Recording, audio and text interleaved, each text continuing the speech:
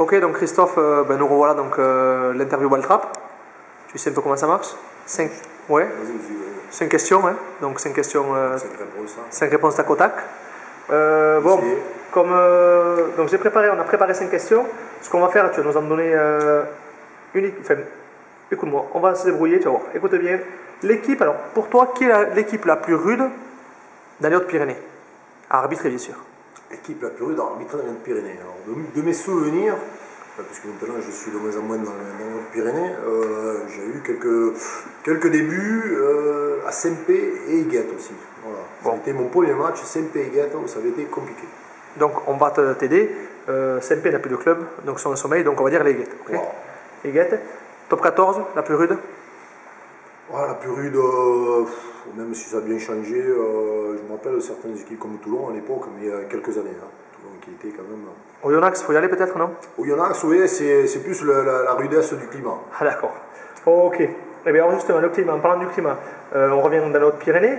Le public le plus chaud?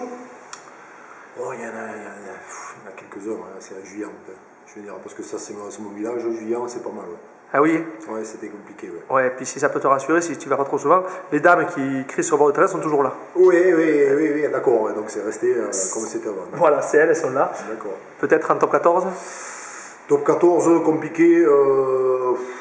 Il y a des. Tu me poses une question. Il y a Castres, pas mal. Agen à l'époque, Bourgoin. Voilà, ça c'est des publics. Et bizarrement, c'est des clubs qui retombent un peu dans l'esprit famille aussi, tous ces clubs-là. Absolument, mais parce qu'il y a une ferveur, il y a vraiment une identité au maillot. C'est pas négatif quand je dis que le public il porte son équipe. Bien sûr. Le meilleur accueil que tu as reçu dans les Hautes-Pyrénées?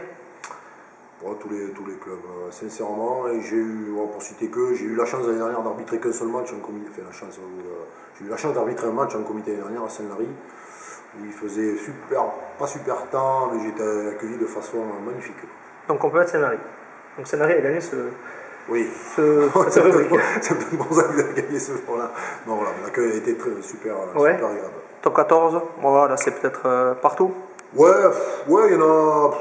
Il n'y a pas un club qui soit en particulier. D'accord. Là maintenant on va avoir besoin de toi, tant qu'on te tient. C'est justement pour faire. On a besoin d'une légende en fait. Alors, bon, tout le monde le sait, les arbitres sont les patrons du terrain. Oui. Ok.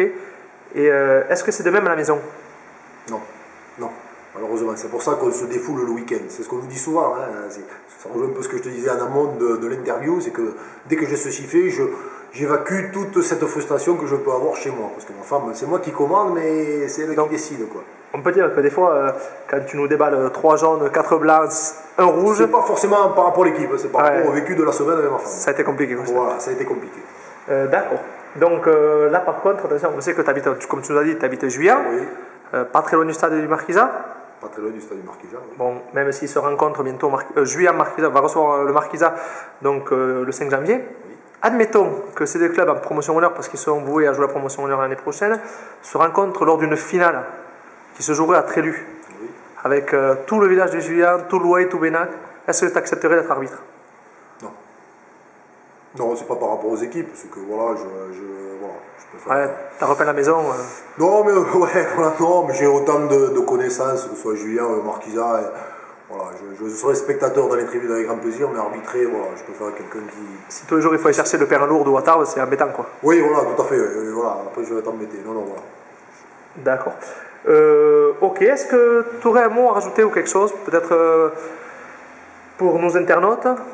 Non, mais non seulement cette petite interview, je trouve ça super. Merci de ton invitation déjà, parce que je crois que, comme on en a parlé tout à l'heure, le rugby, il y a le rugby de haut niveau qui est important, qui est une vitrine, mais il y avait surtout le rugby des comités. Quoi. Et moi j'y tiens, comme les arbitres de comité, je crois que c'est eux qui méritent, c'est vous qui méritez d'être à la lumière, même s'il faut une image, mais vraiment tous les week-ends, les bénévoles, que ce soit les joueurs, les soigneurs qui font ça de façon bénévole, et c'est souvent eux qu'il faut mettre en lumière. Il ne faut pas les oublier parce que le rugby vient de là. Et les vraies valeurs, elles sont là aussi. Ok, bon, mais moi je vais conclure. Donc, je répète, c'était un honneur de te recevoir. Faut que tu saches aussi quand même que tu es la fierté d'Hautes-Pyrénées, notamment avec les autres arbitres qui opèrent aussi en top 14 et des jeunes qui montent parce qu'on sait qu'il y a des jeunes de plein de talents qui vont arriver à faire quelque chose de bien. Donc, nous, on est très contents quand M. Berdos est sur le terrain, qu'on voit ça, l'image de Canal+. Il me reste qu'à te souhaiter de passer une bonne fête de fin d'année. Si on ne se voit pas avant, une bonne fin de saison, d'arriver à faire ce que tu veux faire sur tes prochains objectifs. Donc ça soit de transmettre, de venir on sera content que tu nous arbitres nous en série, on sera les plus heureux du monde. Et il me reste aussi à souhaiter de bonnes fêtes et une très bonne année à tous les visiteurs du site Bigorre Rugby Club.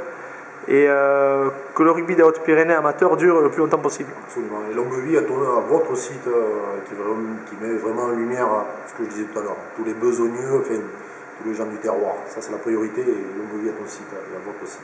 Ça marche. Merci beaucoup, Christophe. Et à très bientôt. Bientôt.